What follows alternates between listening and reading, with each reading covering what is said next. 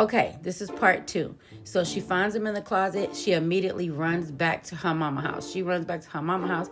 He demands to see the child. He wants to have, some type of visitation, some type of weekend. And she agrees, because she's not trying to like keep him from the child. Now, that wasn't a good idea on her part, especially with the circumstances. But keep in mind, she was 18. Now, she sent the baby off for the weekend. And he said that he was going to bring the baby back and, at the end of the weekend on that Sunday. Now, come that Sunday, she did not hear from him.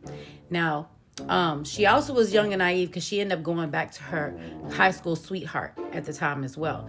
Now, when she didn't hear from him on Sunday, she contacted family members. So the high school sweetheart popped up.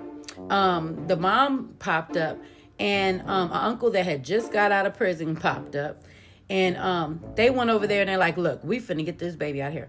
So what happened was they went over to his house. He wasn't there. And all the people gathered after that, so after they realized he wasn't there and he was gone. So then they went over to his sister's, like the nearest relative's house that she was aware of, because he didn't have a lot of relatives that were living in the area.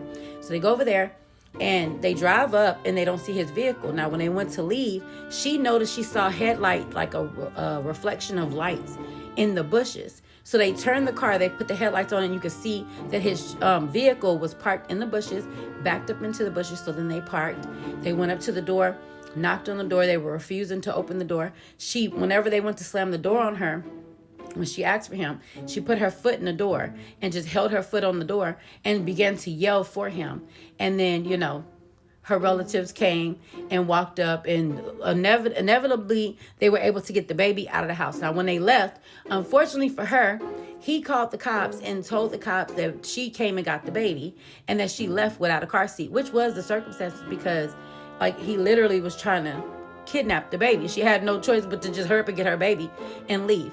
And it's a good thing she did, because if she didn't, he would have kept the baby until they went to court, which she didn't know at the time. So they're leaving. The cops end up pulling them over. They get behind them. The car pulls over. They get a whole police report, everything about the whole incident. They go to court. Long story short, she won custody of the baby once she put all the facts and everything that happened. The courts ruled all that out. And he had supervised visitation for a short period of time and later got regular visitation, because once the courts knew the whole circumstance, because she wasn't trying to put all that out there. But since he did all that, everything had to be put out there.